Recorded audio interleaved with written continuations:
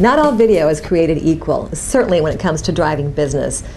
There's commercials, there's informational infomercials, there's sales pitches. The best kind of video, from my experience of 8 years on internet marketing, is educational. And the reason why educational, informational, is that people are searching online. Thousands, hundreds of thousands of people are searching online for information. And so if you can, as an expert in your industry, provide that information to them, you're going to be considered an expert, a thought leader in your industry. You're going to endear yourself to them because you're giving them free information. And that is the best kind of video because, again, not only does it work in bringing trust to your audience that's watching the video, but it also acts as an agent to drive people to your website. They're searching online for that information.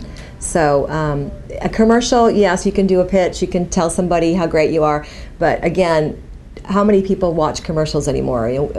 The people have the power in their hand to click out of you, and if they're going to come to your website, do you think they're going to want to be sold about you? No, they're going to come to your website looking for information. If you can provide that information, again, develop a rapport through that video, then that is the best use of video as far as I'm concerned when it comes to generating business from the internet.